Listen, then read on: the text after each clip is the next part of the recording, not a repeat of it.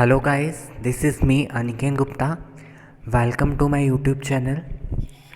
सो guys, आज हम zoology का पैरासिटिक अडाप्टेशन एंड डिजनरेशन का टॉपिक पढ़ने जा रहे हैं। उसके अंडर हमने फर्स्ट टॉपिक पढ़ लिया था, जिसमें हमने क्या देखा था कि जो मॉर्फोलॉजिकल चेंजेस होती हैं एक पैरासाइट के अंदर, वो 3 टाइप्स की थी। ठीक है, इलेबोरेशन देखी थी हमने, डीजनरेशन देखा था और नियो फॉर्मेशन, जिसमें से डीजनरेशन मैंने कवर कर दिया था। आज हम इलेबोरेशन वाला टॉपिक डिस्कस करने जा रहे हैं। अगर आपने पहला पार्ट इसका नहीं देखा है, उसकी लिंक जो है मैं इस वीडियो के डिस्क्रिप्शन बॉक्स में दे दूँगा, तो आप वहाँ से देख सकते हो और कंटिन्यूटी में इसको पूरे को देखिएगा, सभी पार्ट्स को, सो दैट आपको इस पूरे टॉपिक की फुल्ली फ्लेज्ड नॉलेज मिल सके। सो स्टार्ट करते हैं इलेबोरेशन। सो इलेबोरेशन ऐसा प्रोसेस था जिसमें पैरासाइट को अंडरगो जाना था कुछ कम्प्लेक्सिटी के लिए। उसने कुछ ऑर्गन्स को और डेवलप करना था सो दैट वो जो पैरासाइट है वो अच्छी तरह से एक होस्ट की बॉडी के अंदर रह सके। तो क्या लिखा हुआ है इधर? Increased complexity of certain organelles due to their increased dependency on these organelles. उन ऑर्गेनलीज के जो ज़रूरत थी उनको ज़्यादा थी, तो इसीलिए उन ऑर्गेनलीज को कम्प्लेक्स भी होना था। तो उनकी कम्प्लेक्सिटी को बढ़ाने के लिए इनमें हुआ कौन सा प्रोसेस? इलेबोरेशन का प्रोसेस। फर्स्ट है बॉडी शेप। बॉडी शेप में क्या हुआ? कुछ इंट्रा सेलुलर पैरासिटिक प्रोटोजोन्स होते हैं लाइक स्पोरोजोन्स, जिसमें मोनोसिस्टिस आ जाता है, प्लाज्मोडियम आ जाता है। इनकी जो बॉडी थी वो किस तरह से थी? Spindle shape body. Spindle shape body. Spindle shape कैसी होती है? ऐसे होती है स्पिंडल शेप।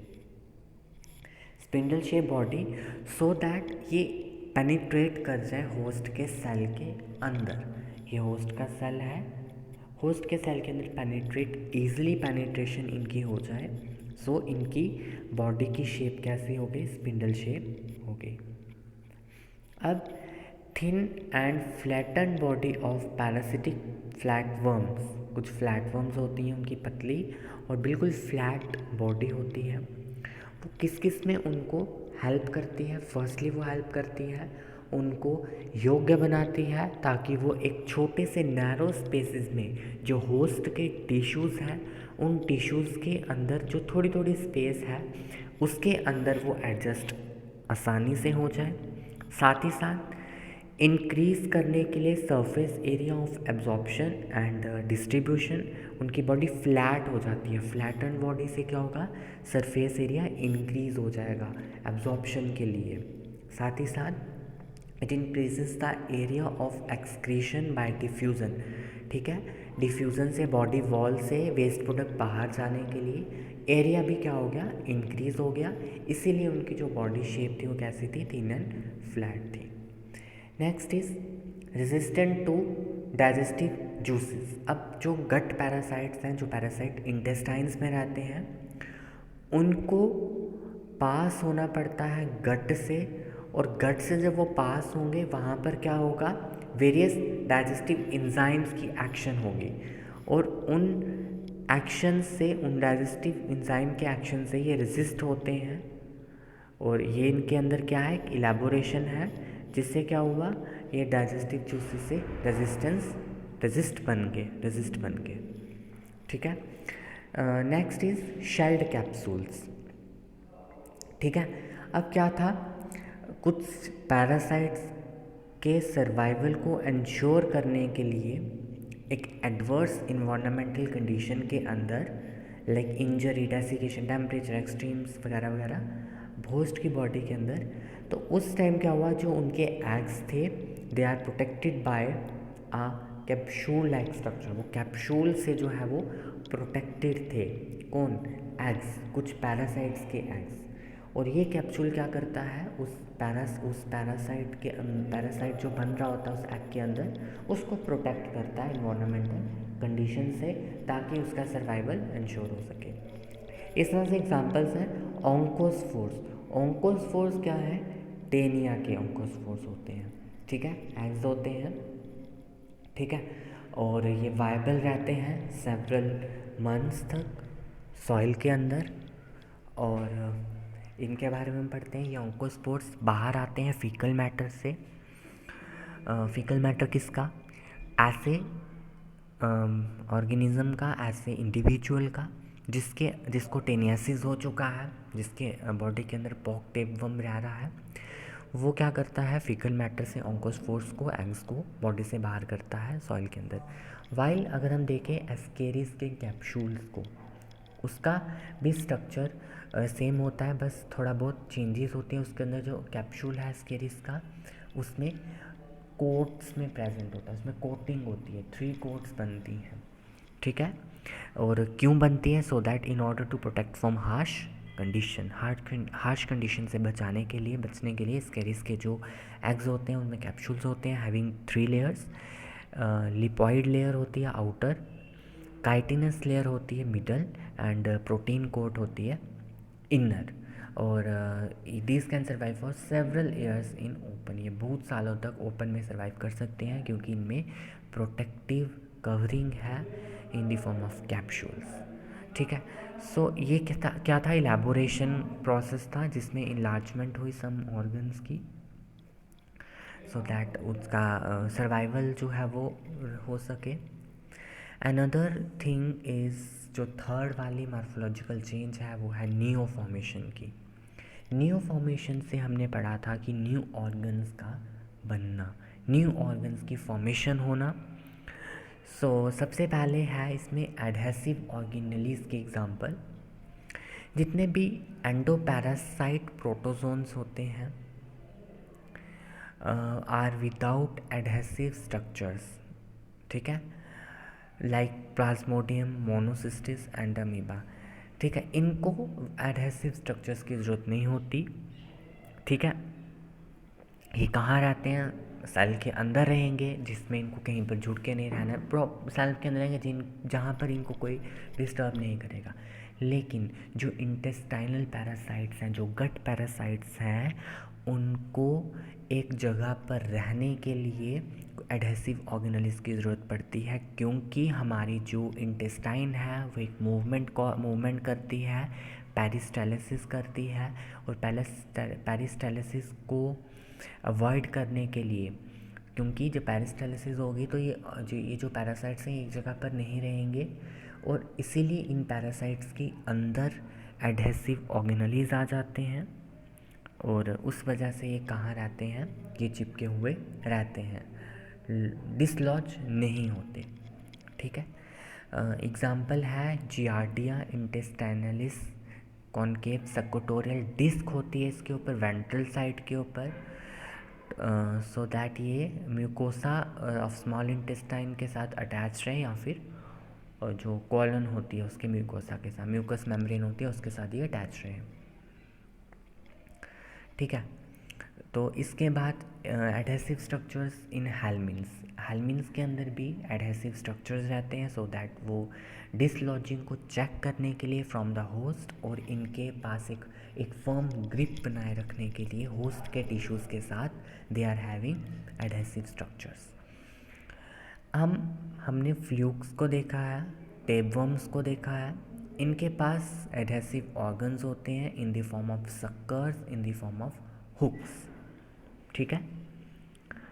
तो जो टेपवर्म है उसकी बॉडी हमें पता है, हेड, नेक और स्ट्रोबिला है उसमें, और उसका जो स्कॉलेक्स रीजन है वहाँ पर 4 सक्कर्स होते हैं। क्या होते हैं? 4 सक्कर्स होते हैं।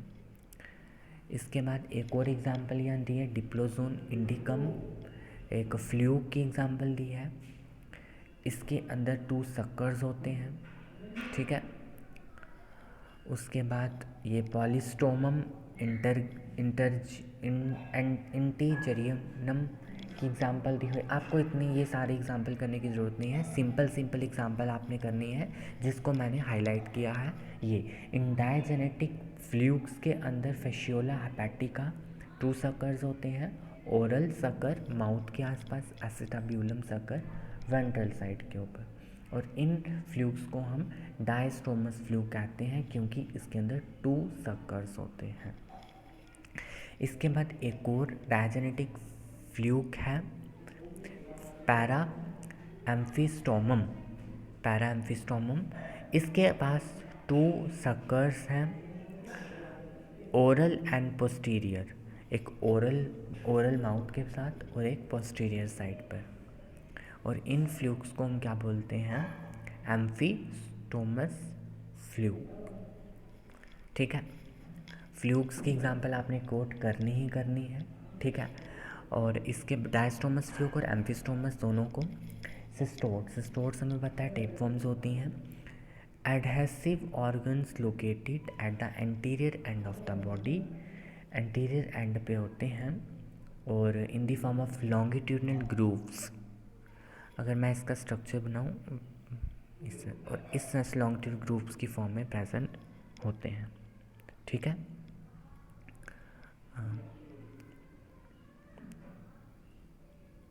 इस तरह से ऊपर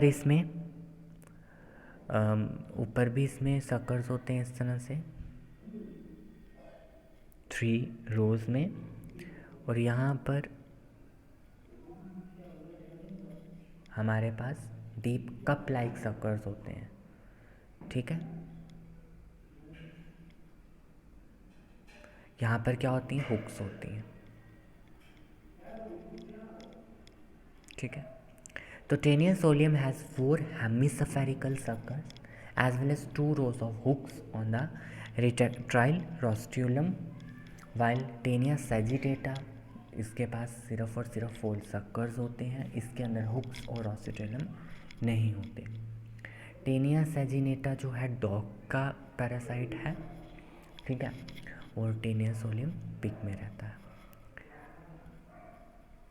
तो among nematodes the adhesive organs are generally absent and compensated by the presence of well developed epidermal musculature of longitudinal muscles। तो जितने भी नेमेटोड्स हैं, जितने भी एस्केरिस हैं, एस्केरिस वाला ग्रुप, उसके अंदर एडहेसिव ऑर्गेनेल्स नहीं होते, और उनके अंदर एक वेल डेवलप्ड एपिडर्मिस होती है, मस्कुलेचर मसल्स होती हैं उसके अंदर, लॉन्गिट्यूडनल मसल्स, तो वो जो है वो रहती है, इसमें एडहेसिव ऑर्गेनेल्स नहीं होते। जितने भी ब्लड पैरासिटिक प्रोटोजोन्स हैं उसमें भी एडहेसिव ऑर्गन्स नहीं होते, जो मैं पहले भी डिस्कस कर चुका हूँ। इसके बाद है सिस्ट। अब सिस्ट क्या है, सिस्ट इसीलिए थी, सिस्ट भी एक तरह से प्रोटेक्टिव कवरिंग होगी, और in order to ensure their survival during transmission from one host to another they form cyst.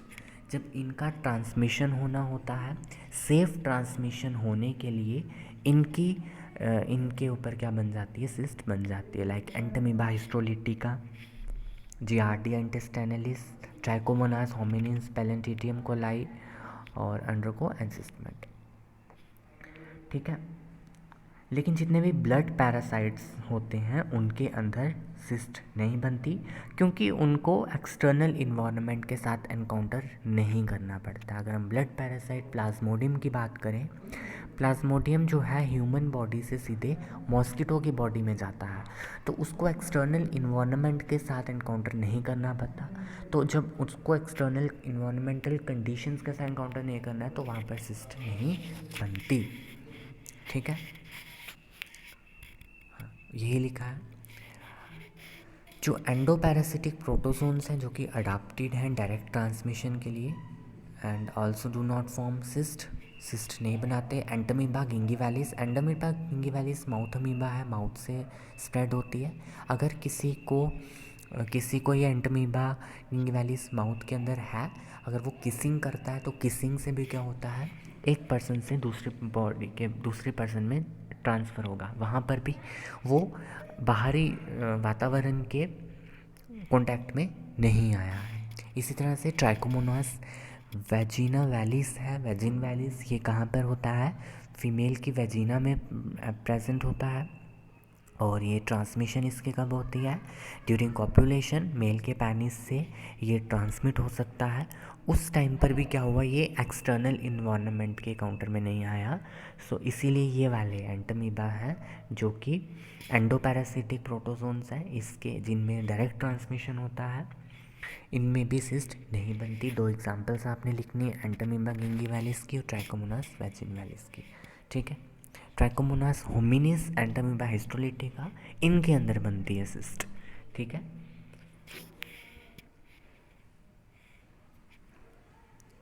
अब नेक्स्ट जो है वो है थिक क्यूटिकल। क्यूटिकल हमें पता है आउटर मोस्ट टफ कवरिंग होती है।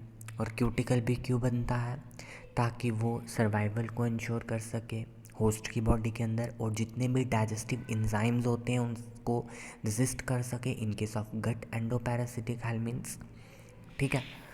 क्यों गट एंडोपैरासिटिक हेल्मिन्स कौन से हो गए, जो गट के अंदर रह रहे हैं, ठीक है, और वो रेजिस्ट कर सके इन डाइजेस्टिव एंजाइम्स को, उनके ऊपर क्यूटिकल प्रेजेंट होता है। इसी के साथ जो ब्लड पैरासिटिक हेल्मिन्स हैं, जो ब्लड के अंदर रहेंगे हेल्मिन्स, वो उनमें भी ये क्यूटिकल रहता है ताकि वो होस्ट के एंटीटॉक्सिन्स के साथ रेजिस्ट कर सके, ठीक है, उनसे बच सके।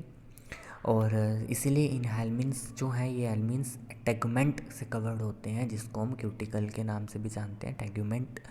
और टेगुमेंट जो है ये फ्लूक्स के अंदर माइन्यूट स्पिन्यूल्स प्रोड्यूस करते हैं, और टेपवर्म्स के अंदर माइक्रोविलाई इसको प्रोड्यूस करता है। तो दोनों में अलग अलग है, आपको याद रखना है।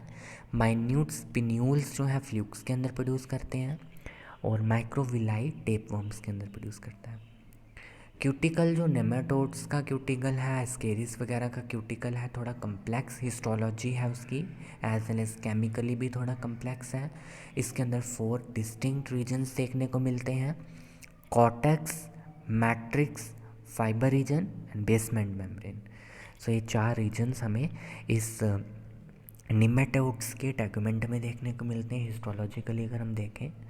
So this is all about new formation and elaboration.